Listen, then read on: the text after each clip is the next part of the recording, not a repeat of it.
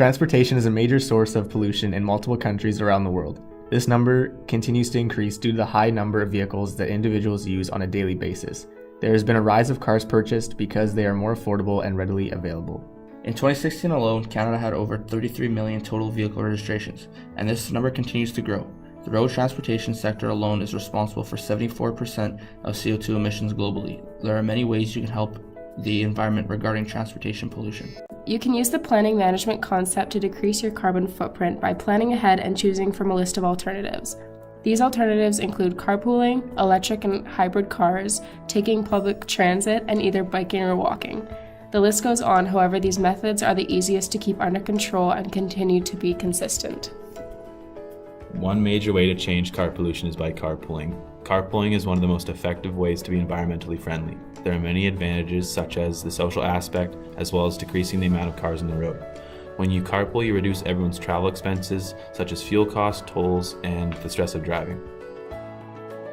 Carpooling can be an option whether or not you own or drive a car. If you know you travel the same routes as a neighbor or co-worker, consider arranging to carpool or ride share. Traveling together in a single vehicle can save you both money and is also better for the environment. Car sharing is a revolution in urban transportation. Access to a car when you need it without the cost, hassle, and pollution of ownership. Car sharing is affordable, convenient, and environmentally sustainable. Another way to help the environment is to purchase an electric car. With electric cars being on the rise, each person needs to think about what their car is putting out into the air. Electric cars are one way of controlling that factor and limiting it to almost nothing. Using the controlling management concept, each person has the control to limit their usage of energy going into the environment. About 80 to 90% of pollution from automobiles is due to fuel consumption. Electric vehicles are seen by governments as an important part of cutting emissions and reducing global warming. Electric cars are very eco-friendly as they run on electrical powered engines. It does not emit toxic gases or smoke in the environment and is a clean energy source. Electric cars are even better than hybrid cars as hybrids run on gas and electricity. You'll be contributing to a healthy and more green climate. Many owners of electric cars have reported positive savings of up to tens of thousands of dollars a year. Considering the demand for oil will only be going up as the supplies runs out, an electric car will most likely be the normal mode of transportation in the upcoming future.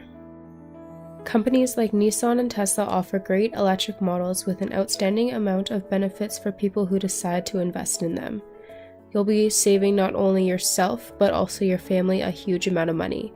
The environmental impact of an electric car is almost zero as well, meaning you're reducing your carbon footprint and positively affecting the economy. One of the main ways people have reduced pollution in the environment is by taking the bus. Public transit is a very effective way to conserve energy and prevent car pollution from getting worse.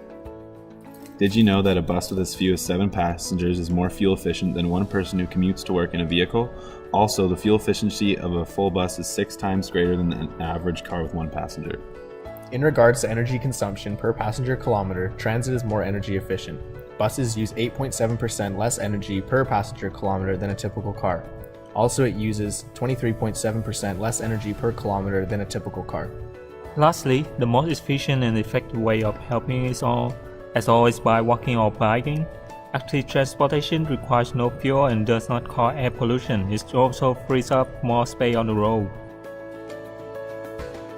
If every Canadian left their car at home just one day a week and walked or rode their bike to wherever they were going, that would be equivalent to taking roughly 800,000 cars off the road and could save about 3.8 million tons of greenhouse gas emissions each year. The Institute for Transportation and Development Policy concluded that cycling could help cut carbon emissions from urban transportation by 11%.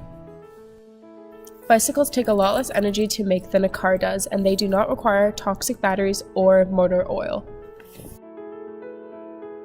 Overall, car pollution is a very large problem that our planet faces every day, and without a significant change, it is only going to get worse. This epidemic is greatly controlled by drivers themselves. They can very easily use alternatives rather than driving, but these actions need to actually be forced upon people and put into place.